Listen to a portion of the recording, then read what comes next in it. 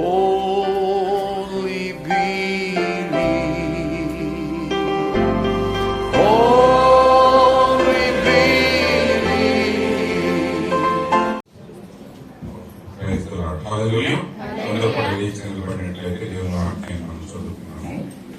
ద్వితీయోపదేశకాండము 16వ అధ్యాయము 6-7 వచనాలు మనం చదువుకుందాం.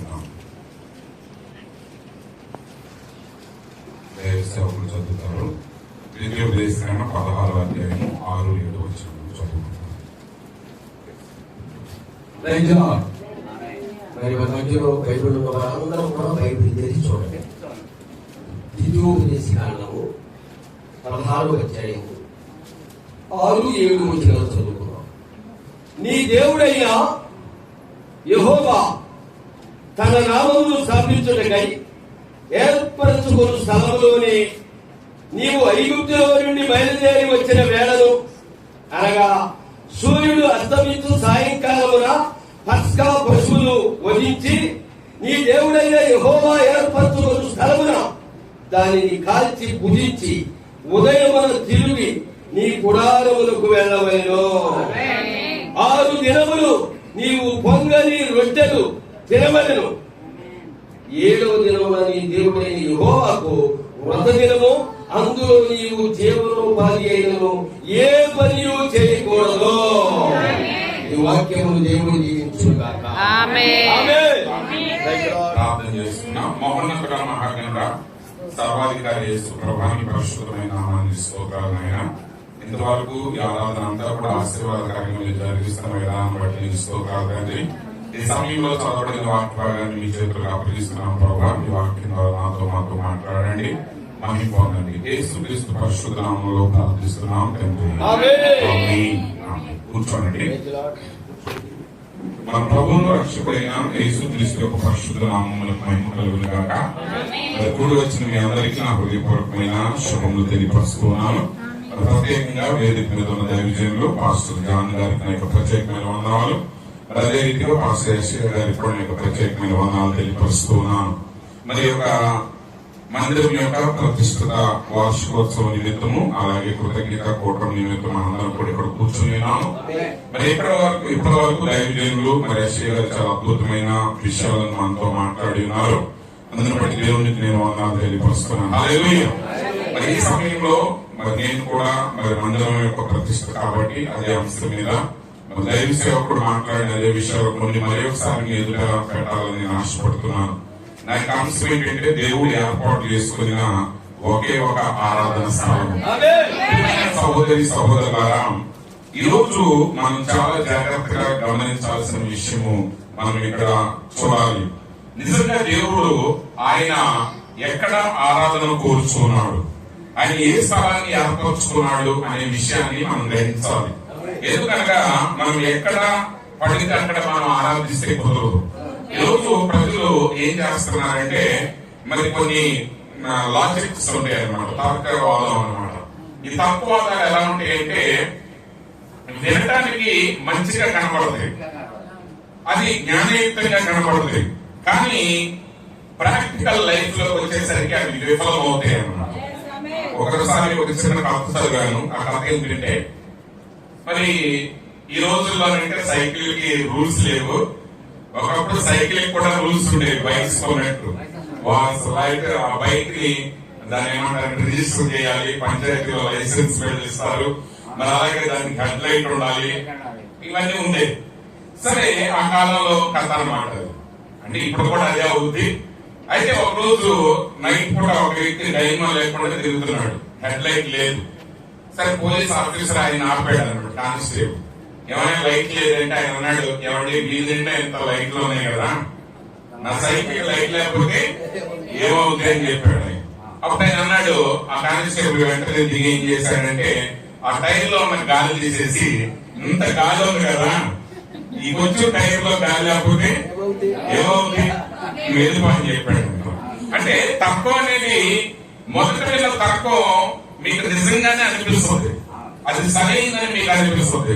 కానీ అదే తక్కువలో ఏముందంటే సరైన క్రమాన్ని అతడు మీరుగా ఉన్నాడు. కాబట్టి ప్రియమైన సహోదరి సహోదరులారా, ఈరోజు నిజంగా దేవుణ్ణి మనం ఎలా ఆరాధించాలి, ఎక్కడ ఆరాధించాలి అనే విషయంలో మనం సరైన స్పష్టతను కలిగి ఉండాలి. అదేవిధంగా దేవుడు ఇక్కడ తన ప్రవక్త అయినటువంటి మోషే ద్వారా ఆయన ఇశ్రాయేలుతో మాట్లాడుతున్నాడు.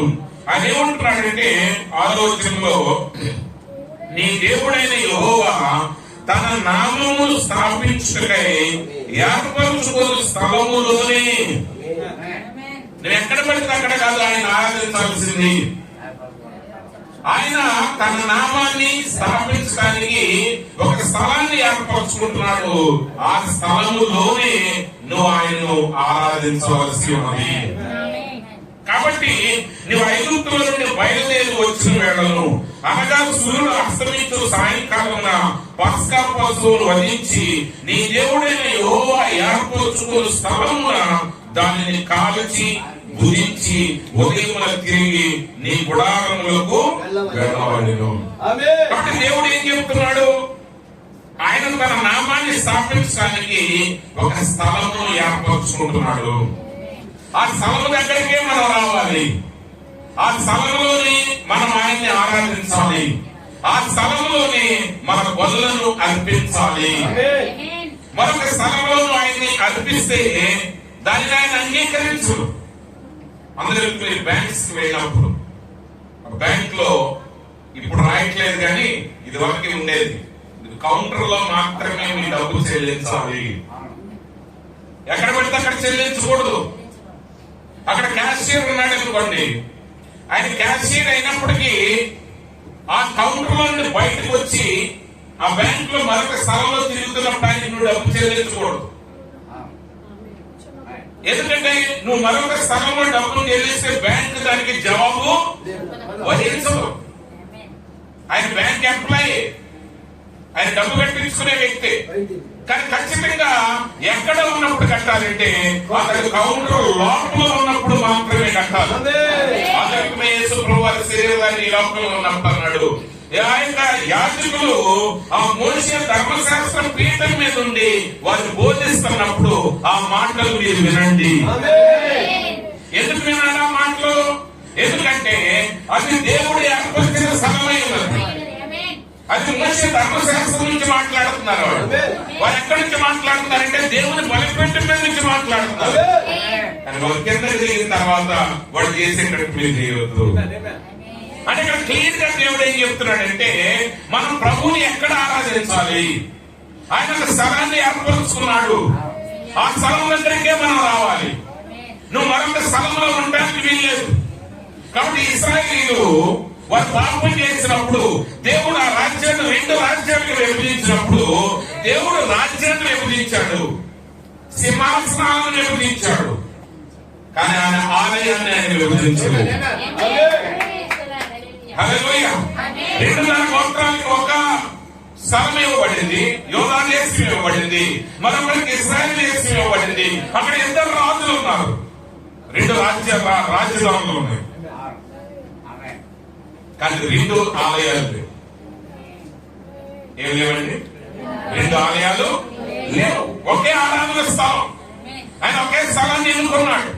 కాబట్టి ఇశ్రాయేలు దేశంలో ఉన్న వారు కూడా వారు దేవుణ్ణి ఆరాధించే సమయం వచ్చినప్పుడు, ఆ నిర్ణయ కాలంలో వచ్చినప్పుడు వారు ఏం చేయాలంటే వారి రాజధాని కాకపోయినా, వారి దేశం కాకపోయినా దేవుడు ఏర్పరుచుకున్న ఆ స్థలంలోనికి వారు రావాల్సి ఉంది. కానీ అలా రానికుండా ఇశ్రాయేలు రాజులు ఏం చేశారంటే 2 ఆలయాలు కట్టించారు. అయితే దేవుడు దాన్ని శపించాడు.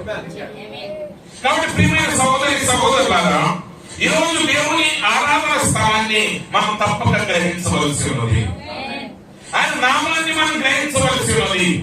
ఈ రోజు ప్రజలు దాన్ని గ్రహించట్లేదు. ఈ రోజు ప్రజలు తర్కంలో విజయాన్ని సాధిస్తున్నట్టుగా కనబడుతుంది. వారి వారి యొక్క వాదనలను బట్టి, వారి యొక్క వివాదాలను బట్టి వారు ఏం చేస్తున్నారంటే దేవుడు ఏర్పరిచిన స్థలాన్ని వారు మిస్ అవుతా ఉన్నారు. ప్రియమైన సహోదరి సహోదరులారా, ఈ రోజు నిజంగా మనం గమనించినప్పుడు దేవుడు మొదటి మానవుడు సృజించినప్పుడు దేవుడు ఆ మానవుడితో ఆయన పరిపూర్ణమైన సంబంధాన్ని కలిగి ఉన్నాడు, చక్కటి సహవాసాన్ని కలిగి ఉన్నాడు. అయితే అదే సహవాసాన్ని నిరంతరము ఆయన కలిగి ఉండటానికి చేయటానికి ఆయన ఇష్టపడుతూ ఉన్నాడు. అయితే పాపం ఏం చేసిందంటే మానవుని దేవుని సన్నిధిలోనికి రానియకుండా తగ్గించింది. పాపం ఏం చేసిందంటే దేవునికి మానవుని దూరం చేసింది. పాపం ఏం చేసిందంటే దేవుడు మానవుని ఏమి అనకముందే మానవుడు భయముతో దేవునికి దూరం అయిపోతున్నాడు. ఈరోజు ప్రియమైన సహోదరి సహోదరులారా, నిజంగా యేసు క్రీస్తు విశ్వాసం నుంచి ఆయన సన్నిధికి వచ్చిన మనందరం కూడా బహు జాగ్రత్తగా మనం గ్రహించవలసిన వారమైనా. ఈరోజు మోసం ఏ స్థాయిలో జరుగుతుందంటే ఈరోజు యూనివర్సిటీలు కూడా ఫేక్ అవుతున్నాయి. గవర్నమెంట్ ప్రతి సంవత్సరం వాళ్ళు ఒక లిస్టు ప్రకటిస్తూ ఉంటారు. ఈ యూనివర్సిటీలు మీ పిల్లల్ని చేర్చమాకండి, ఈ పిల్లలు చదివితే ఆ యూనివర్సిటీ యొక్క చదువుకి విలువ లేదు. యూనివర్సిటీలే కాదు, కొన్ని పేరెన్నిక కలిగిన యూనివర్సిటీల్లో వాళ్ళు ఆఫర్ చేసే కోర్సులు కూడా నకిలీ కోర్సులు. నాగార్జున యూనివర్సిటీ కొన్ని సంవత్సరాల క్రితం న్యూస్ చదివాను. అక్కడ ఒక డిగ్రీ ఆఫర్ చేశారు. ఆ డిగ్రీ పాస్ అయిన తర్వాత గవర్నమెంట్ ఉద్యోగాల్లో వాళ్ళు సెలెక్ట్ అయిన తర్వాత కూడా వాళ్ళకి ఉద్యోగాలు రావు. కారణం ఏంటంటే వాళ్ళు ఆఫర్ చేసిన కోర్స్ కి గవర్నమెంట్ పర్మిషన్ లేదు. యూనివర్సిటీ ఓకే, కోర్స్ కి అంటే ఎక్కడ ఎలా ఉందో పరిస్థితి, మానవుడి పరిస్థితి చూడండి. మీరు తినే దగ్గర నుంచి మీరు చదివే వారికి 4 years బ్యాక్ కరోనా టైంలో తెలంగాణ ఏరియాలో ఒక మెడికల్ కాలేజీలో కొంతమంది పిల్లలు జాయిన్ అయ్యారు. ఫస్ట్ ఇయర్ వరకు చదివారు. సెకండ్ ఇయర్ ఫస్ట్ ఒక సెమిస్టర్ అయిన తర్వాత తెలిసింది ఏంటంటే ఆ కాలేజీ రూల్స్ ప్రకారం నడవట్లేదు. మరి నడవని కాలేజీ, పర్మిషన్ లేని కాలేజీ వాళ్ళు ఎంత తెలివిగా అంటే దాన్ని ఏమంటారు, కౌన్సిలింగ్ లో వాళ్ళు ఎంటర్ అవ్వగలిగారు.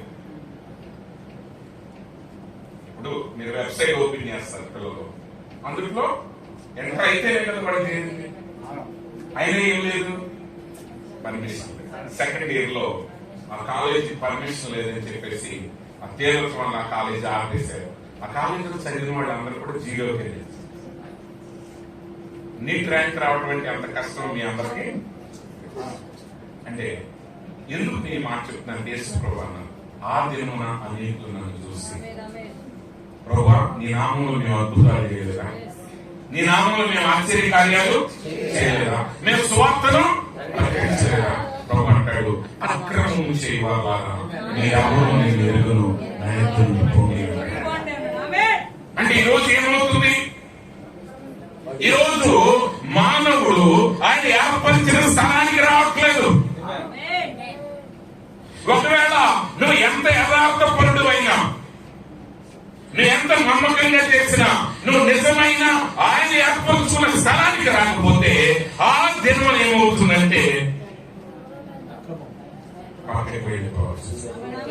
ప్రయాసంతో అర్థమైపోతుంది, వాళ్ళ చదువు అంతా అర్థమైపోయింది.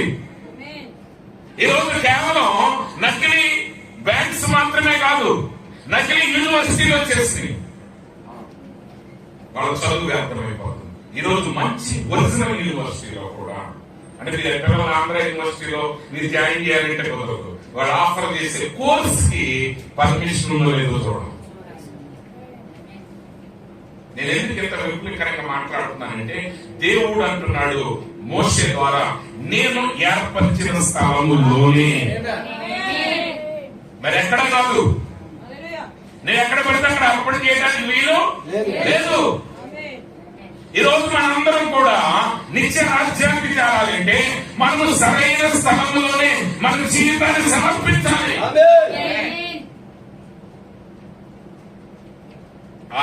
ఆయన ఆ స్థలములోనే మనం అర్పించాలనే సంగతి మనకు అర్థమయ్యే వారికి మన భక్తి, మన ప్రయాస సరైనటువంటి ఫలితాన్ని ఇవ్వదు. నువ్వు సరైన స్థలానికి వెళ్ళాలి. కాబట్టి చివరి కాలంలో ఎత్తబడడానికి సమీపంగా ఉన్న ఈ కాలంలో ఎక్కడ చూసినా వాక్యాన్ని మనకు వినబడే కాలంలో మనం నిజమైన స్థలంలో ఉన్నామా, నిజమైన వాక్యంలో ఉన్నామా, నిజంగా మన విశ్వాసము సరైన దాని మీదే ఉందా లేదా అని బహు జాగ్రత్తగా వాక్యం నుండి మనం పరిశీలన చేయవలసిన కాబట్టి మీ మీద సహోదరి సహోదరులారా, ఈరోజు ఈ చివరి కాలంలో దేవుడు ఏం చేస్తున్నాడు? దేవుడు ఆయన ఏర్పరిచిన ఆ స్థలం ఏమై ఉన్నది? దైవజనుడు యెషయా గారు మాట్లాడారు. దేవుడు అన్నప్పుడు తెరల్లో ఉన్నాడు. వారు ప్రయాణిస్తా ఉన్నప్పుడు ఇశ్రాయేలు 40 సంవత్సరాలు ప్రయాణించారు. ఆ 40 సంవత్సరాలు వారు ప్రయాణిస్తా ఉన్నప్పుడు వారు ఎక్కడ ఆ గుడారం వేయబడిందో ఆ గుడారానికి అనుగుణంగానే మిగిలిన వారి యొక్క గుడారములు వేయవలసి ఉంది. ఈరోజు మనం చాలా జాగ్రత్తగా గమనించాం. చాలా సార్లు క్రైస్తవులు ఏమంటారంటే అయితే బైబిల్లో వాస్తు అంటారు. బైబిల్ ఏమంటే వాస్తు ఉంది. నేను ఒకసారి సరే దాని మీద పెద్ద వివాదాలు మాట్లాడదలుచుకోలేదు. నేను అది పాయింట్ కాదు ఇక్కడ. నేను జాగ్రత్తగా వాస్తు అంటారు. సరే ఓకే, పెద్ద నేను దాని గురించి ఏం పట్టించుకోను. ఎందుకంటే ప్రతి అవసరం లేని విషయాల మీద మన వాదులాడుకోవడం వల్ల ప్రయోజనం ఏమి లేదు. కొన్ని ఏంటంటే సమయాన్ని తినడానికి తప్ప ఇదేంటి మనకి రావాలి. సరే ఒకసారి ఒక పాస్టర్ గారు ఏంటంటే గట్టిగా నిలబెట్టి అయితే వాస్తుంది కదా మీరేం మాట్లాడట్లేదు ఏంటో. సరే ఓకే, నేను అన్నాను ఎక్కడ ఉంది చెప్పాను. ఎక్కడ ఉందంటే దేవుడు చెప్తున్నాడు కదా సొలొమోనుతో, ఇది ఎంత పొడవు ఉండాలి, ఎంత ఉండాలి. మోషేకు చెప్తున్నాడు సమాజ మందిరం ఇలాగ ఉండాలి. ఓకే సరే నేను అన్నాను అవన్నీ కూడా స్ట్రక్చరల్ ఇంజనీరింగ్, అంతే తప్ప వాస్తుకి దానికి సంబంధం ఏమి లేదు. గుడి ఎలా కట్టాలి, ఎంత పొడవు ఉండాలి, ఎంత ఎడల్పు ఉండాలి, ఏ వైపు తిరిగి ఉండాలని దేవుడు చెప్పాడు. అలాగే అక్కడ ఆ గుడారం వేయబడిన ప్రతిసారి తూర్పు వైపున 3 గోత్రాలు, పడమర వైపున 3 గోత్రాలు, వాళ్ళు ఎవరు ఉండాలి అనేది ఎప్పుడు దేవుడు రాసి పెట్టాడు. అయితే ఇక్కడ విషయం ఏంటంటే దేవుడు గుడారాన్ని ఎలా నిర్మించాలనే ఆలోచన చెప్పాడు, కానీ మీ ఇంటిని ఎలా నిర్మించాలనే ఆలోచన చెప్పాలి. బైబిల్ గ్రంథంలో చెప్పిన విషయం ఏంటంటే పాత నిబంధనలో కానీ కొత్త నిబంధనలో కానీ ఎక్కడ కూడా మీ ఇల్లు ఎలా కట్టుకోవాలో చెప్పలేదు. ఏం చెప్పలేదు, మీ ఇల్లు ఎలా కట్టుకోవాలి అనేది అసలు చెప్పలేదు. ఎటువైపు కడితే లాభం వస్తుంది, ఎటువైపు కలిగితే నష్టం వస్తుంది, ఎటు గ్యాప్ వదిలితే ఆడవాడు పెత్తనం పెరుగుతుంది, ఎటు గ్యాప్ తగ్గిస్తే మగవాడు పెత్తనం పెరుగుతుంది. ఏం చెప్పలేదు, కానీ ఆయన ఒకటి చెప్పాడు.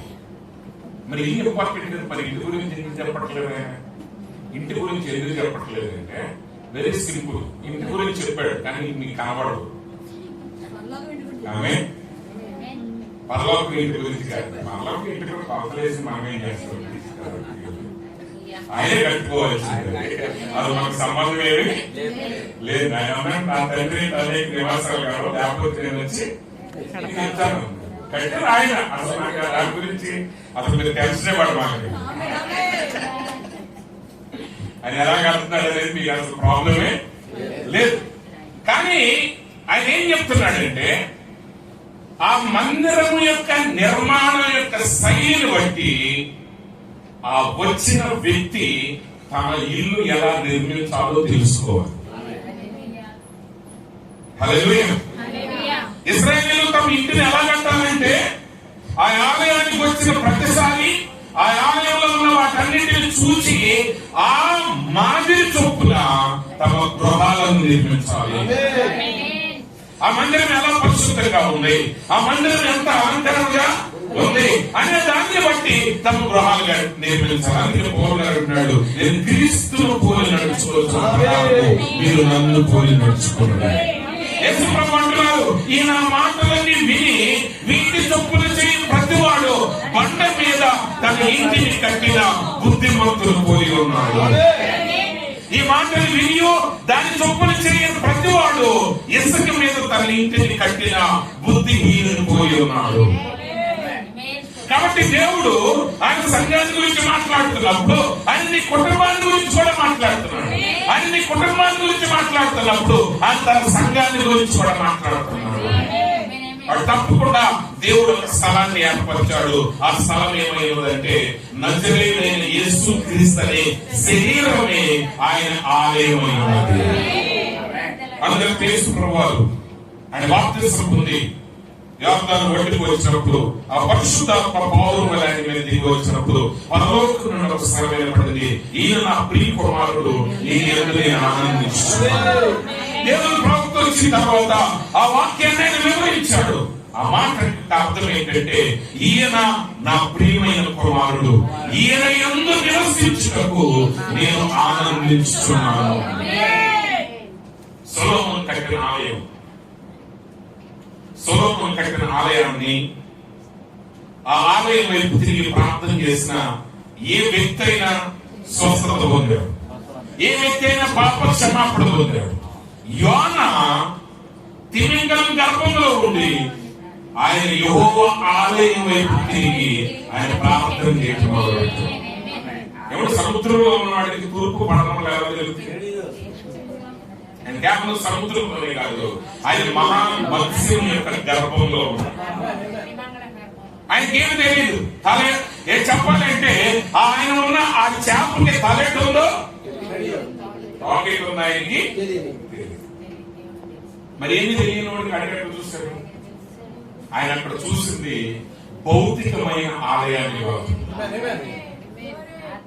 దానియేలు అంటే భౌతికంగా ఉన్నాడు కాబట్టి యెరూషలేము ఈ పక్కన ఉంది, బబులోను ఈ పక్కన ఉంది, ఆయన ఎక్కడ ఉంది, GPS కంపాస్ లో చూస్తున్నాడు. ఏ కిటికీ తెలిస్తే అది యెరూషలేము వైపుకి వెళ్ళదు. కానీ యోహానుకి తెలియదు. తెలియకపోయినా ఆయన విశ్వాసాన్ని బట్టి తన మనోనేత్రాల ద్వారా సొలొమోను నిర్మించిన ఆ ఆలయం వైపు చూశాడు. ఆ ఆలయం వైపు చూసి ఆయన ప్రార్థన చేశాడు. దేవుడు అన్నాడు, ఈ ఆలయం వైపు చూసి ఎవడు ప్రార్థన చేస్తే వాడి మొర నేను వింటాను. ఆలయంలోనికి వచ్చి ప్రార్థన చేసిన వింటాను, ఆలయం వైపు చూసి ప్రార్థన చేసిన వింటాను. ఒకవేళ అతను బంధకాల్లో ఉండి ఈ ఆలయం వైపు చూసి ప్రార్థన చేస్తే నేను అతని మొర నేను వింటాను. ఒకవేళ అతను విదేశంలోనికి కొనుక్కోబడి అక్కడ బందీగా ఉన్నా సరే ఈ ఆలయం వైపు చూసి ప్రార్థన చేస్తే నేను వింటాను. దేవుడు ఏర్పరిచిన ఒకే ఒక ఆరాధన స్థానం. నువ్వు రాలేకపోయినా అటువైపే తిరగాలి, మరోవైపు తిరగటానికి. కానీ అదే ఆలయం. ప్రధాన యాజకుడు సైతం చిన్న పొరపాటు చేస్తే అతడు మరణిస్తాడు. ఆ మరణించిన యాజకుడిని కూడా బయటికి తీసుకురావడానికి మరొక మానవుడు వెళ్ళడానికి వీల్లేదు. అదే ఆలయాన్ని టైటస్ చక్రవర్తి యొక్క ఆధ్వర్యంలో ఆయన సైనికులు ప్రతి రాయిని విడగొట్టారు. ప్రధాన యాజకుడు పాపం చేస్తే, చిన్న పొరపాటు చేస్తే లోపల మరణించే అదే ఆలయం ఒక త్రాగుబోతులు, పనికిమాలిన వాళ్ళు, లోకస్తులు, అన్ని జనులు వాడు దాన్ని నేలమట్టం చేసిన వాళ్ళలో ఏ ఒక్కడు రావలేదు. ఎందుకు రావలేదు? దేవుడు తన ఆలయాన్ని కాపాడలేదా అంటే ఆయన కాపాడే దేవుడు అయి ఉన్నాడు. కానీ ఆయన నివాస స్థలాన్ని మార్చేశాడు. ఆయన ఎప్పుడు మార్చాడు? ఆయన ఎప్పుడు మార్చాడంటే యేసు బాప్తిసం పొంది వెలుపలికి రాగానే ఏం జరిగిందంటే ఇప్పుడు ఆయనే దేవుని ఆలయమై ఉన్నాడు. మరి ఇశ్రాయేలు కాలంలో నడిచిన ఆ ఆలయం ఏం చేసిందంటే ఆయన ప్రజల మధ్య సంచరించడం ప్రారంభించాడు. ప్రారంభంలో నేను అమ్మాయి పాట నేను చెప్తాను, గమనించండి. ఇశ్రాయేలు 40 ఏళ్ళు మరి ఆలయాన్ని ఎక్కడ నిర్మించారు? ఆ గుడారాన్ని ఎక్కడ నిర్మించారంటే ఎక్కడ దేవుని యొక్క అగ్ని స్తంభము నిలిచి ఉంటుందో ఆ అగ్ని స్తంభం క్రింద మోషే ఏం చేయాలంటే ప్రత్యక్ష గుడారం కట్టాలి. ఆ ప్రత్యక్ష గుడారం కట్టడం అయిన తర్వాత తూర్పు వైపు ఉండే గోత్రాలు 3 తూర్పు వైపును కట్టాలి, పడమర వైపు ఉండే గోత్రాలు పడమర కట్టాలి, ఉత్తరం వైపు ఉండే గోత్రాలు ఉత్తరం వైపు కట్టాలి, దక్షిణ వైపు ఉండే గోత్రాలు దక్షిణ వైపు వెళ్తారు. వీళ్ళన్నీ వాళ్ళు ఇది చేసుకోవాలంటే ముందు ఏమేయాలి? ప్రత్యక్షపు గుడాలను నిర్మించిన తర్వాతే. ఈరోజు ప్రతి క్రైస్తవుడు మొదటిగా ఆయన నీతిని, రాజ్యాన్ని వెతకాలి. ఈరోజు క్రైస్తవులు లోపల ఉన్న లోటుని వెలపల తీర్చుకోవడానికి ప్రయత్నం చేస్తున్నారు. లోపల ఉన్న ఆ లోటు కనపడకుండా ఏం చేస్తారంటే దానికి పైన పొత్తు పోస్తున్నారు. ఇశ్రాయేలు కాలంలో మట్టి గోడకు గచ్చిపోతు పోసినట్టుగా లోపల అంతరంగాన్ని నింపడానికి, మొదటిగా అంతరంగాన్ని నిర్మించుకోవటానికంటే బదులుగా, లోపల అంతరంగ పురుషులు నిర్మించడానికంటే బదులుగా వెలపల భక్తి క్రియలు ఎక్కువ అవుతున్నాయి. పైకి చూస్తే భక్తి, పరసైడు శాస్త్రములు, సద్దుకేయులు, అడు మహాభక్తులు, కానీ లోపల హృదయం ఆయన నివసించడానికి అనుగుణంగా లేదు. కాబట్టి మోషే ఆ గుడారాన్ని ఎక్కడ నిర్మించాడు? ప్రయాణంలో ఎక్కడ నిర్మించాడంటే ఎక్కడ అగ్ని స్తంభము నిలిచి ఉంటుందో ఆ అగ్ని స్తంభం క్రింద మాత్రమే నిర్మించాలి. అది ఎక్కడైనా కావచ్చు, అది మైదానం కావచ్చు, అది ఎస్నేలు కావచ్చు, అది రోడ్డు పక్కన కావచ్చు, కానీ అది నిలిచి ఉన్నంత వరకే అక్కడ ప్రత్యక్ష గుడారం ఉండాలి. అగ్ని స్తంభం అక్కడ నుంచి లేవగానే వీళ్ళు ఏం చేయాలంటే మరలా గుడారాన్ని తీసేసి దాన్ని కట్టుకుని వెళ్తూ మొదలు పెడతాం. సొలొమోను దగ్గరికి మాత్రమే అది ఒక స్థిరమైన నివాసంలో అది నిలిచి ఉన్నది. కానీ దేవుడు జీవం కలిగిన వాడు. ఆయన ఒకే స్థలంలో ఉండేవాడు, కానీ ఆయన చివరి కాలంలో ఆయన ఏర్పరచుకున్న స్థలం ఏమైందంటే యేసు అనే శరీరాన్ని ఆయన ఏర్పరచుకున్నాడు. యూదులు ఏం చేశారంటే ఆయన తృణీకరించారు. ఎందుకు తృణీకరించారు? ఎందుకు తృణీకరించారంటే ఆల్రెడీ వాడు ఏదో అందమైన గొప్ప ఆలయం ఉన్నది, మహా గొప్ప ఆలయం ఉన్నది, మహా గొప్ప ప్రవక్తలు ఆరాధించిన ఆలయం ఉన్నది. కానీ దేవుడు ఏం చేశాడంటే ఆయన నివాస స్థలాన్ని మార్చివేశాడు. ఆయన నివాస స్థలం కాబట్టి ఆయన కుమారుడైన యేసు క్రీస్తు. ఇక్కడ కుమారుడు అంటే రెండో వ్యక్తి కాదు. ఒక విషయం గుర్తుపెట్టుకోండి, ఎప్పుడైతే దేవుని వాక్యం యొక్క ప్రత్యక్షత మనకు బయలుపరచబడిన తర్వాత కూడా దాన్ని అంగీకరించడం, అప్పుడు పరిస్థితి, మానవుడి పరిస్థితి ఎలా ఉంటుందంటే దేవుడు ప్రస్తుతానికి అర్పిస్తాడు. ఈ మధ్య యేసు అనే పదాన్ని ప్రజలు బహు ఘోరంగా వాడుతున్నారు. క్రైస్తవేతరులు కాదు, క్రైస్తవులే. క్రైస్తవులు అసలు వాడే విధానమే సరిగా లేదు. ఏదో పాస్టర్ మాట్లాడినట్టు, ఏదో మన ఇంటి పక్క పెద్దలు మాట్లాడినట్టు ఎంత మాట్లాడుతున్నారు వాళ్ళకి అర్థం కాదు. ఎందుకంటే అది సాతానుడు యొక్క పన్నాగమైంది. ఎందుకంటే దేవుడు ఏర్పరుచుకున్న స్థలాన్ని మానవుడు చూడకుండా చేయడమే వాడు పన్నాగం. కానీ వర్తమానం ఎందుకు వచ్చిందంటే దేవుని యొక్క నిజమైన నివాస స్థలాన్ని నీకు పరిచయం చేయడానికి వచ్చింది. ఒక ఆయన అంటాడు, ఇప్పుడు ఈ మధ్య కొత్తగా ఉన్న ప్రజెంట్ నడిచేది ఏంటంటే యేసు ముష్టోడు అడుగుతునేవాడు అనే పదాలు కాబట్టి ఎవరు అనేది పెద్ద పెద్ద బోధకులు, మహా గొప్ప పండితులు. నేను ఏ వివాదాల్లో మాట్లాడుతున్నాను చాలా ఇష్టం ఉండదు అసలు మొదటి నుంచి, కానీ ఇది మాత్రం మరీ ఘోరం. సప్లికేషన్స్ అంటే యాచనని తెలుగులో తర్జుమా చేశారు. సప్లికేషన్స్ అంటే మనవి చేయటం, మనవి చేయటం. అయినా అడుక్కోవటం అంటే ఆ అడుక్కునే బుద్ధి మనలో ఉంది కాబట్టి అది అడుక్కునేదని అర్థమైంది. ఇప్పుడు 10 మంది రాజులు ఉంటే అక్కడ అడుక్కునే పదం వాళ్ళకి అర్థం కాదు. అడుక్కునేవాడు అంటే ఏడలో ఒకటి అడుక్కుని మన కాలం వచ్చి ఉండాలి. ఒక వస్తువు కామన్ గా చేసే ఒక విషయం ఏంటంటే సంఘంలో ఇప్పుడు అందరూ భక్తులే. సరే పాస్టర్ గారు ప్రతిసారి వచ్చిన ప్రతోడు గురించి చూపించరు. నేను వచ్చిన ప్రతోడు పాస్టర్ గారు కనపడితే అసలు పాస్టర్ గారు ఎప్పుడు బయటపడుతుంది. ఎవడ భక్తుడు, ఎవడ అవిశ్వాసం, ఎవడ వేషధార అనేది దేవుడు కామన్ గా చూపించడు, అత్యవసరమైనప్పుడే చూపిస్తాడు. కానీ ఎవడైనా ఒక భక్తుడిగా ఉండి సిగరెట్ తాగే అలవాటు ఉందనుకున్నాడు, వాడు ఎవరికి తెలియదు, ఆయన భార్యకి తెలియదు సిగరెట్ తాగుతాడని, ఎవరికి తెలియదు, పాస్టర్ గారికి తెలియదు. వచ్చి చాలా భక్తుడిలాగా ఒకసారి పెద్ద సంఘంలోకి నేను వెళ్ళి ఇట్లాగే ప్రసంగం చేస్తాను. ఒక ఆయన మనకు చూసి, అంటే నాకు దేవుడు చూపించేది ఏం లేదు, నేను ఏంటంటే నేను ఒక అంశం చెప్పాలి, ఆ పాయింట్ నిరూపించడానికి టెస్ట్ చేయడానికి, ఆ పాయింట్ చెప్పడానికి, వాళ్ళకు ఒక ఉదాహరణ చూపించడానికి నేను సడన్ గా ఒక వైపు చూసి సిరియల్ అవుతారు కదా అన్నాను. అంటే అప్పుడు ఒక అరగంట ప్రసంగం అయిపోయిన తర్వాత అనగానే ఆయన తాగేస్తున్నానండి అన్నాడు.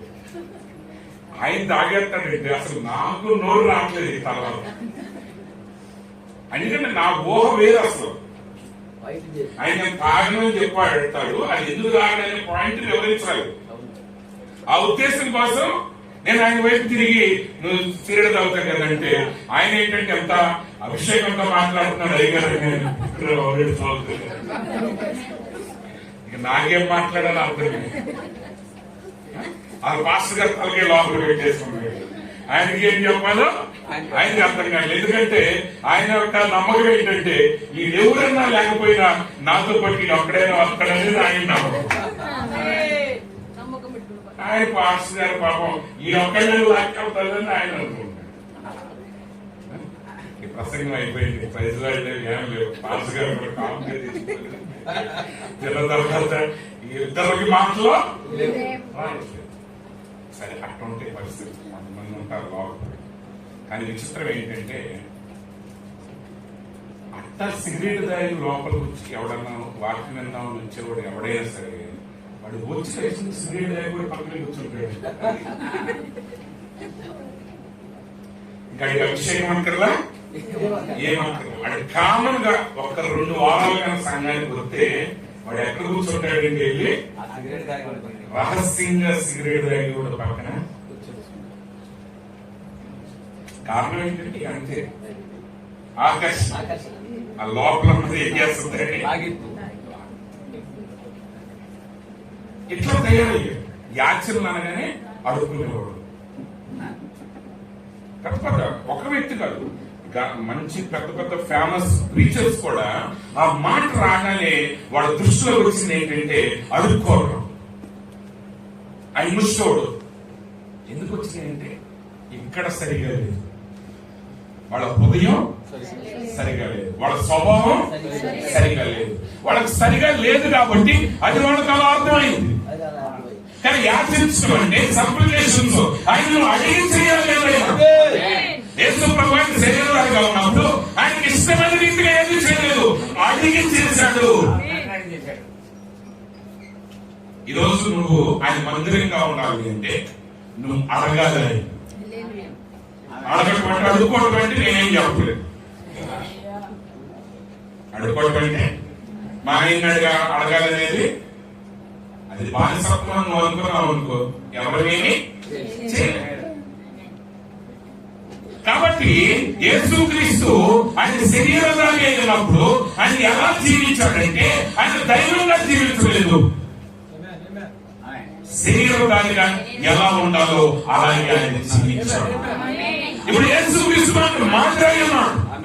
కాబట్టి ఎప్పుడైతే బాప్తిసం పొందాడో ఆయన పరిశుద్ధాత్మతో నింపబడ్డాడో ఇప్పుడు దేవుని యొక్క నివాస స్థలం ఎవరు? యేసుక్రీస్తే. ఆయన నామమే ఆయన పెట్టుకొని ఆయనను ఆరాధించే నామమై ఉన్నది.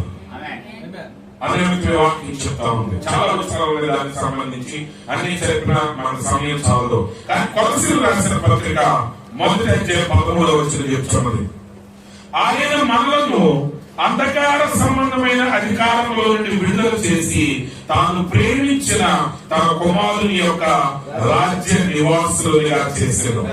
ఆ కుమారుని యందు మనకు విమోచనము అనగా పాప క్షమాపణ కలుగుచున్నది.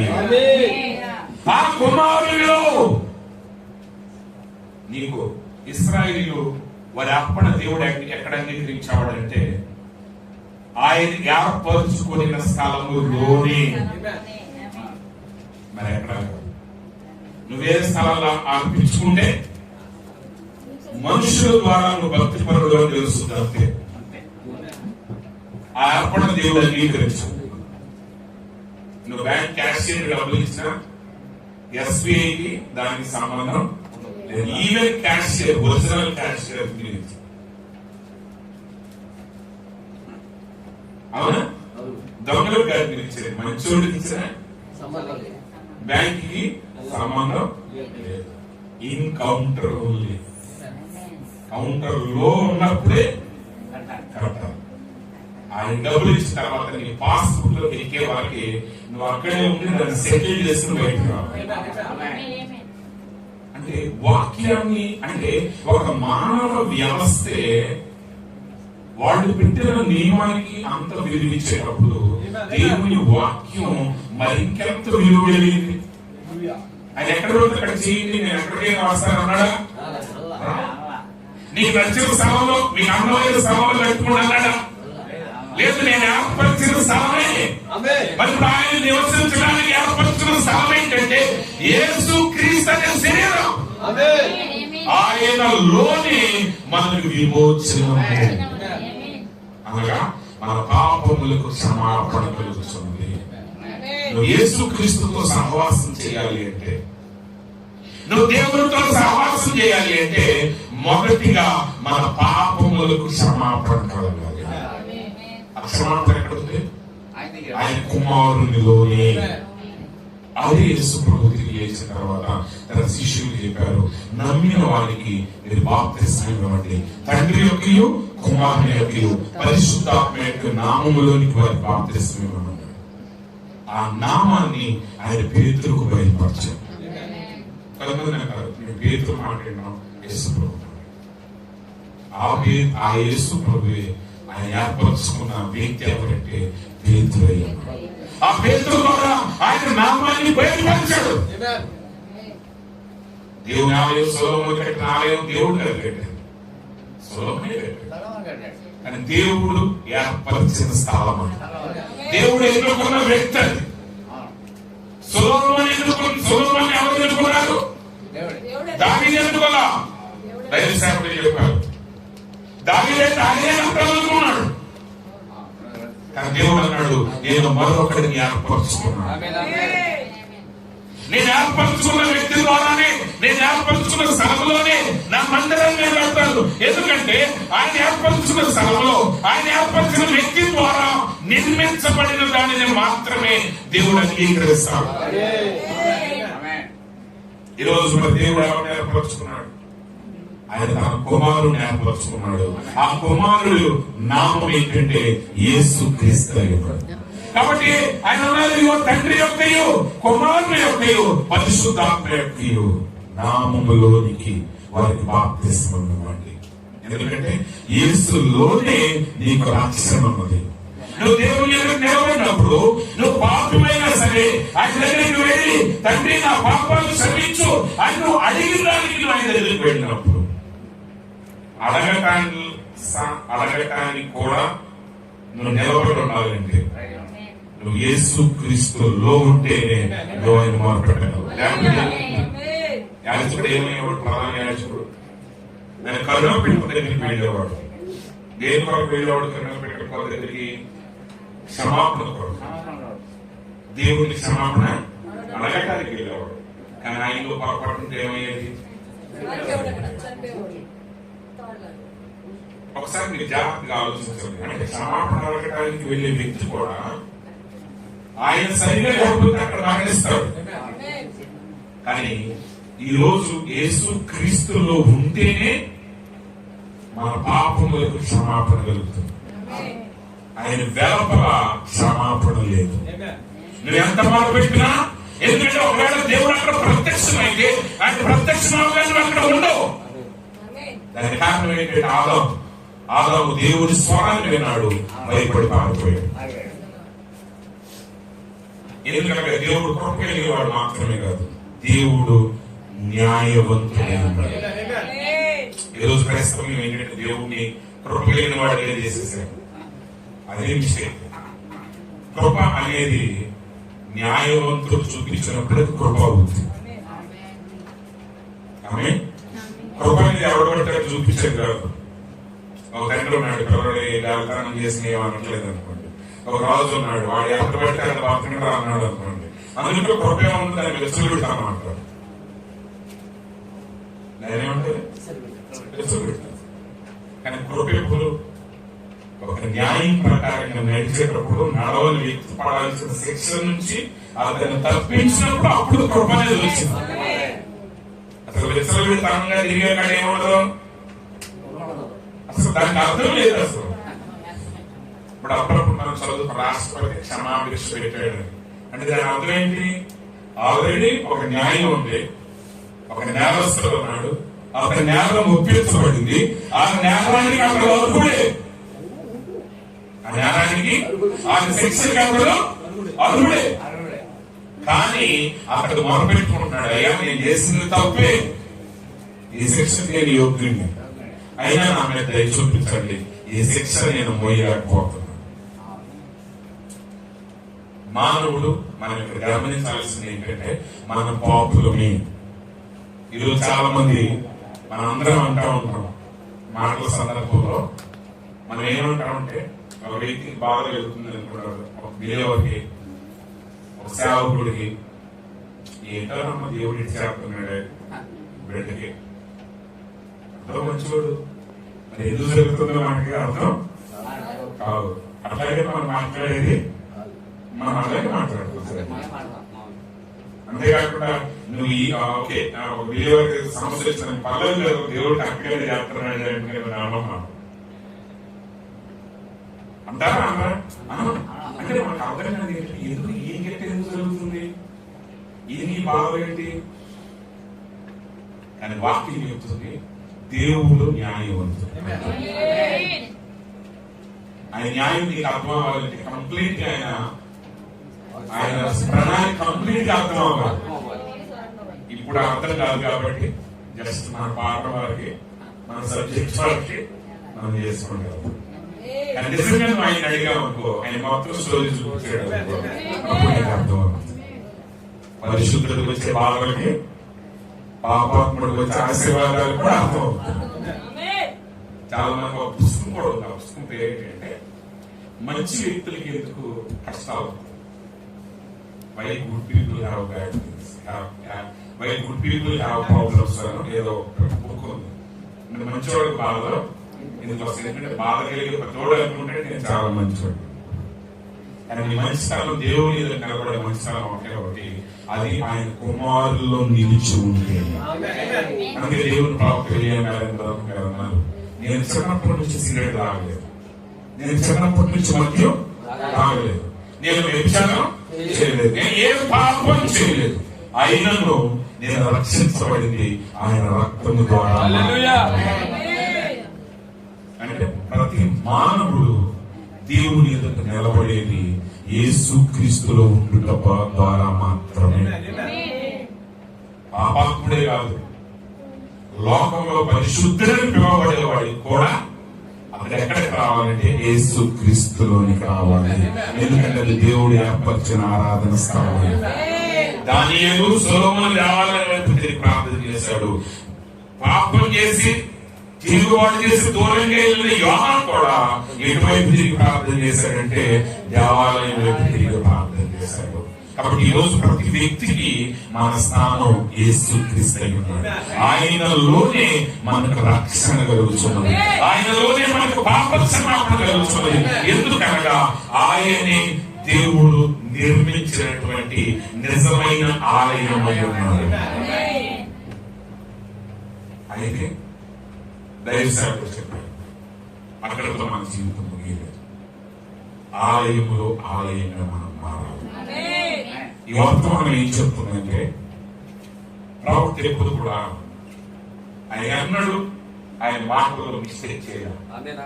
ఎందుకంటే ఈ రోజు వ్యక్తులు ఎలా ఉంటారంటే మనిషిని తన వైపు ఆకర్షిస్తారు.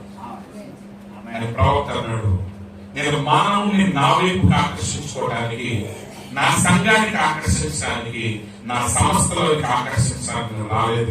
కానీ మానవుడికి దేవునికి మధ్య ఏ సంబంధం చెదిరిపోయిందో ఆ సంబంధాన్ని తిరిగి పునరుద్ధరించడానికి ఈ వర్తమానం వచ్చింది. ప్రవక్త మాట అన్నాడు, డోంట్ బి డిసీవ్డ్, మోసపోవద్దు.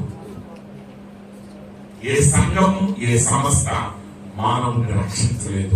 నిన్ను రక్షించేది యేసుక్రీస్తు మాత్రమే. ఎందుకంటే ఆయన్నే ఆయన నివసించుటకు ఏర్పరచుకున్న ఆరాధన స్థలమై కాబట్టి పేతురు అంటున్నాడు, పెంతెకొస్తే పరిశుద్ధాత్మ నింపబడినప్పుడు, ఆయన వాక్యాన్ని గురించి బోధించినప్పుడు మీరు అనుకుంటున్న ఈ కుమారుడే ప్రభు, ఆయనే మెస్సయ్యా అని వారికి వివరించినప్పుడు వారి హృదయాలు గుర్తపడ్డాయి. వారు అడుగుతున్నారు, అయ్యా రక్షణ పొందాలంటే అప్పుడు ఆయన చెప్తున్నాడు, మీరు మారు మనసు పొందండి, మీ పాపం క్షమాపణ నిమిత్తము మీరు ప్రభువైన యేసుక్రీస్తు నామములో బాప్తిసం పొందండి, అప్పుడు మీరు పరిశుద్ధాత్మని వరం పొందుతారు. ఎందుకంటే ఆయనలోనే రక్షణ, విమోచన. అందుకే అపోస్తలుల కార్యక్రమం 4వ అధ్యాయం చెప్తున్నాడు, ఆకాశం క్రింద భూమి మీద మనుషులకి ఇవ్వడం మరి ఏ నామములో రక్షణ లేదు, యేసు అనే నామములోనే రక్షణ ఇవ్వబడిందని. కాబట్టి ప్రతి మానవుడు దేవుని ఎలా తెలుసుకోవాలంటే యేసు అనే నామములో నోయని తెలుసుకోవాలి. ఈ మధ్య అందరూ హిబ్రూ నేర్చుకుంటారు, అందరూ హిబ్రూ పదాలు వాడతాం మొదలు పెట్టారు. సరే, ఎప్పటికప్పుడు కొన్ని ఫ్యాషన్స్ ఉంటాయి, దానివల్ల అందరికీ ఏ తప్పు లేదు. యెహోవా ఈరే, యెహోవా షమ్మా, యెహోవా రాఫా మాట్లాడుతున్నారు. ఇంకా కొంతమంది ఫ్యాషన్స్ ఉంటారు.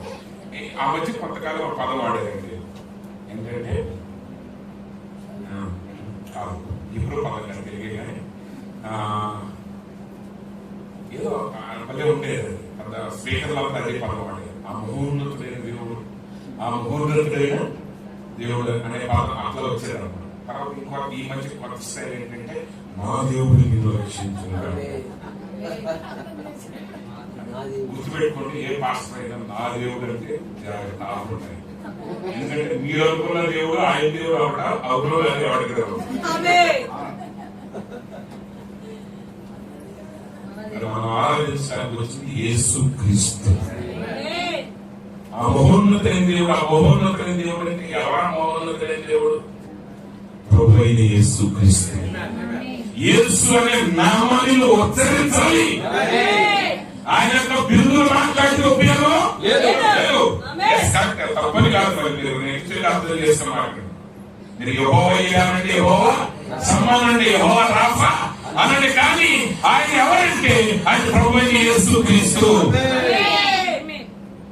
ఈ మధ్య తెలుగుగా ఆ పదం లేకపోతే ఎన్ని తలచినా ఏది అడిగినా జరిగేది నీకు చెప్పిన ప్రభావ పాట. ఆ పాట క్రైస్తవులు రాశారు, అని మీరు నమ్మండి, ఆ పాట అన్ని స్థలాల్లో పాడుతున్నారు. అట్లాగే ఒక ముక్క కూడా జరుగుతుంది. ఎందుకని అక్కడ యేసు అనే పదం లేదు. కాబట్టి అయ్యప్ప మాలేస్తున్న వాళ్ళు పాడుతున్నారు, మామని మాలేస్తున్న వాళ్ళు మాట్లాడుతున్నారు. అందరూ ఆ పాటని పైనుంచి కిందకి ఒళ్ళు మార్చకుండా పాడుతున్నారు. ఎందుకని మార్చాలి. కానీ రక్షణ ఎక్కడ ఉంది? యెహోవా ఈరే అంటే నీ కంచం నిండా రావచ్చు, కంచం నిండవచ్చు. రక్షణ ఎక్కడ ఉంది? అందుకని సాతాను ఏం చేశారంటే మనుషుల్ని ఆ పదాన్ని వాక్యం పడుతున్నారు. కానీ తల్లి గర్భంలో ఉన్న, ఎలిజబెత్ గర్భంలో ఉన్న మృత శిశువు కన్నా యోహానికి జీవం ఎప్పుడు వచ్చింది? మరియా తన కలిగిన దర్శనం గురించి మాట్లాడుతూ ఆ దూతని కుమారుడికి యేసు అనే పేరు పెట్టు అనగానే, ఆమె నోట్లో నుండి యేసు అనే మాట రాగానే ఆ మృతతుల్యమైనటువంటి గర్భంలో శిశువుగా ఉన్నటువంటి ఆ యోహానులో గంతులు వేయడం ప్రారంభించాడు. అక్కడ జీవం వచ్చింది. ఈరోజు రక్షణ ఎక్కడ ఉందంటే ప్రభు అయిన యేసుక్రీస్తులో ఉంది. ఆ స్థలాన్ని మాత్రమే ఆయన ఏర్పరచుకున్నాడు. ఆ నామాన్ని ఒకసారి వదిలిన తర్వాత, ఆ నామం ప్రకటించబడిన తర్వాత కూడా నువ్వు దాన్ని త్రోసివేస్తే వాడి యొక్క హృదయం భ్రష్టత్వానికి లోనవుతుంది. అందుకే మహా గొప్ప ప్రసంగికుడు, మహా అద్భుతమైన సామాన్యుల గురించి మాట్లాడటం, ఎంతో అనుభవం కలిగిన వాళ్ళు, ఎంతో భక్తి కలిగిన వాళ్ళు కూడా హేళనగా మాట్లాడుతూ మొదలుపెట్టారు. కారణం ఏంటంటే వాళ్ళు సత్యాన్ని తోసివేశారు. వెలుగును తోసివేసిన తర్వాత ఏమవుతుంది? ఈ లైట్లు అన్ని వేసుకున్నాం కాబట్టి కనబడుతుంది. ఈ లైట్లను వద్దనుకుంటే చీకట్లో తడబడతావు. నువ్వు ఎక్కడ పడుతున్నావు నీకు తెలియదే.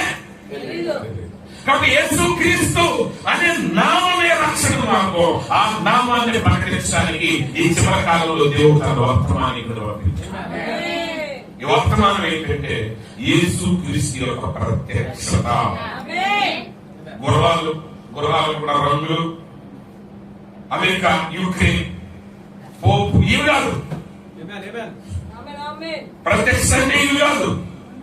వర్తమానం అంటే ఇవి కాదు. వర్తమానం అంటే యేసు క్రీస్తు ఏమై ఉన్నాడు అనేది నీకు సంపూర్తిగా బయలుపరచబడింది. కాబట్టి దేవుడు ఏర్పరిచిన స్థలం యేసు క్రీస్తు. ఇప్పుడు ఆయన పరిపూర్ణ మానవుని స్వరూపమై ఉన్నాడు. ఇప్పుడు ఇశ్రాయేలు తమ ఇల్లు ఎలా పెట్టుకోవాలి, గుడాలను ఎలా వేసుకోవాలంటే మోషే పెట్టిన ప్రత్యక్ష గుడాలను అనుసరించి తమ నివాసాలు కట్టాలి. ఇప్పుడు దేవుడు కట్టిన నిజమైన ఆలయం ఎవరంటే ప్రభువైన యేసు క్రీస్తు అయి ఉన్నప్పుడు ఈరోజు ప్రతి ఆరాధకుడు ఆయనలో ప్రవేశించిన వ్యక్తి మాత్రమే జాగ్రత్తగా గమనించారు. లెక్కలు ఎప్పుడు కూడా మీరు చిన్నప్పుడు నేర్చుకున్న లాజిక్స్ అవన్నీ సర్టెన్ లెవెల్ వారికి వాడి వదిలేయండి. దాన్ని కంప్లీట్ గా దైవత్వానికి తీసుకురావద్దు. ఎందుకంటే మీకు అర్థం, ఆయనలో ప్రవేశించిన వ్యక్తిలోనే ఆయన ప్రవేశిస్తారు. ఏ నీలోకి వస్తాడు,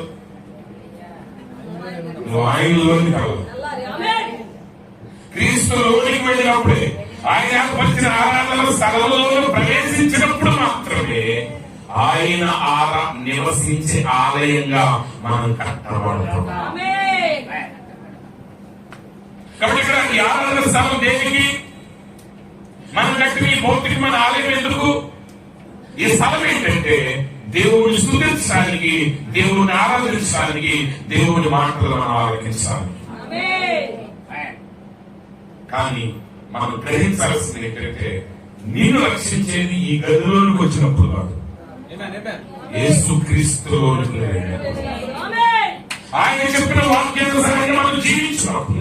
అందుకే ప్రవక్త అంటాడు, బలిష్ఠుడైన దేవుడు మన ఎదుట బయలుపరచబడేను అనే వర్తమానంలో ఆయన ఒక మాట చెప్తారు. ఒకటే శిక్షణ కొటేషన్ చదివి వినిపిస్తారు. జాగ్రత్తగా వినండి. యేసు క్రీస్తు సువార్తను గురించి నేను సిగ్గుపడు వాడను కాదు. I stay identified where the word of God is being manifested. దేవుని వాక్యం ఎక్కడ ప్రత్యక్షపరచబడుతుందో ఆ స్థలంలో నేను నిలిచి ఉంటాను. కాబట్టి మనం యెరూషలేమని, జెరూసలేమని ఏదో ఒక పట్టణానికి వెళ్ళక్కర్లేదు. ఎందుకంటే భౌతికమైన స్థలంలో లేడు దేవుడు.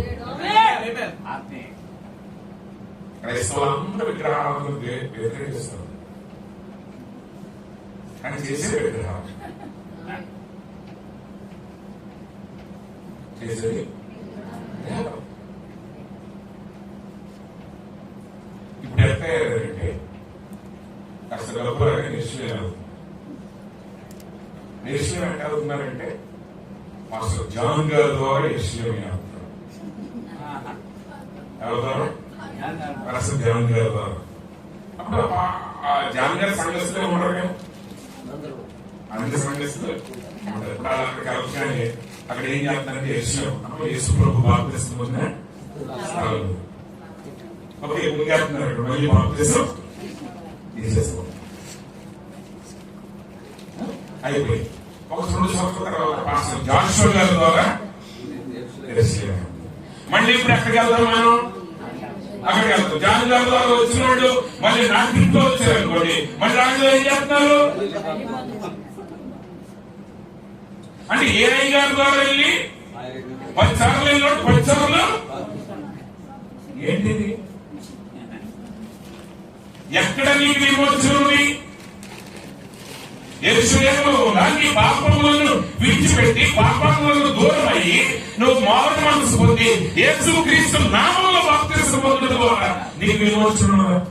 చరసా నాయకుడు పేరు పౌలు గారు అలాగే యోర్దాను దగ్గరికి తీసుకెళ్ళాడు. అక్కడే బాప్తిస్మం ఇచ్చేశాడు. ఎందుకంటే ఈ రోజు నిజమైనది భౌతికమైనది కాదు, అది ఆత్మ సంబంధమైనది. కాబట్టి ఈ రోజు మనం ఎక్కడ నిలబడాలంటే నిజమైన వాక్యము ప్రత్యక్షపరచబడిన స్థలములో నిలబడాలి. I must stay identified where the word of God is being manifested. నేను తప్పనిసరిగా అక్కడే ఉండాలి. ఎక్కడ దేవుని వాక్యం ప్రత్యక్షపరచబడుతుందో అక్కడే నేను ఉంటాను. ప్రియమైన సహోదరి సహోదరులారా, ఆయన ప్రత్యక్షపరచబడిన వాక్యంలో మీరు ఉన్నప్పుడు ఆయన ప్రత్యక్షపరచబడిన వాక్యముగా మీరు మారుతారు. యేసు ప్రభువు ఇక్కడ ప్రతి ఒక్కరిని చూసి చెప్పగలగాలి, ఈయన నా ప్రియ కుమారుడు, ఇది నా నివాస స్థలం, నేను ఇక్కడ ఉంటాను. ఆయన అక్కడ నివాసం చేయాలి. ఈమె నా ప్రియ కుమార్తె, ఈమె నా నివాస స్థలంగా కట్టబడింది. కానీ గుర్తుపెట్టుకోండి, మీరు కంప్లీట్ అయిన తర్వాత ఆయన మీలో నివసిస్తారు.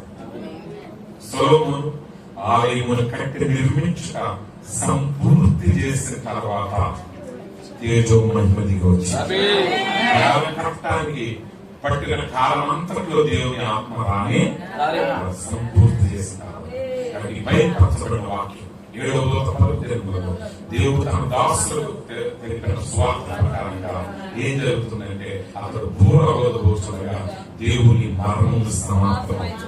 ఆ మరణం మరేదో పలసి పడుతుంది. క్రీస్తు మీలో ఉన్నాడు. క్రీస్తు మీలో నివసించడమే ఆ గొప్ప వరం. యేసులో దేవుడు నివసించాడు. ఆ నివసించిన యేసు మీలో నివసిస్తాడు. అది నువ్వు సాధించగలిగితే వాకి ఎక్కడి నుంచి ప్రారంభించాలి? యేసు క్రీస్తులో ప్రవేశించుతారు. గుర్తుపెట్టుకోండి, ఈ మధ్య ఎలా తయారైంది నాకు తెలియదు కానీ 40 ఏళ్ళ నుంచి వస్తా ఉంటారు చర్చి. కానీ బాప్తిస్మం అనేది చివరి మెట్టు కాదు, జస్ట్ ప్రారంభం. నువ్వు యేసుక్రీస్తు దగ్గరికి రాగానే నువ్వు ఏం చేసుకోవాలి? బాప్తిస్మం తీసుకోవాలి. అప్పుడు నువ్వు ఆయనలో ఎంటర్ అవటం మొదలు పెడుతుంది.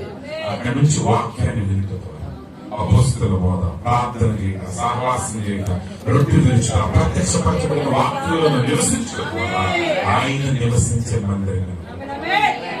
సహోదరి సహోదరులారా, ఈరోజు ఆయన ఏర్పరిచిన స్థానంలోనే ఆయన ఆరాధించండి.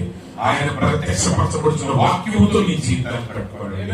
ఆయన నివసించే మందిరంగా మీరు మారండి. అట్టి కృపా దేవుడు మీ అందరికీ అనుగ్రహించుగాక. తలలో వంచండి, ప్రార్థన చేస్తున్నాం. మహోన్నత మహాదేవుడా, సర్వాధికారి యేసు ప్రభువా, పరిశుద్ధమైన శ్రేష్టమైన నామములకు వందనాలు, స్తోత్రాలు తెలియపరుస్తున్నాం తండ్రి. ఆయన మా యోగ్యతను బట్టి కాదు, మీ కృప ద్వారా యేసుక్రీస్తు రక్తం ద్వారా మీ సన్నిధికి వచ్చి ఉన్నాం ప్రభువా. అయ్యా, నువ్వు మాట్లాడేవు తండ్రి. ఇదిగో నేను ఏర్పరిచిన స్థలంలోనే నన్ను ఆరాధించుకున్నావు ప్రభువా.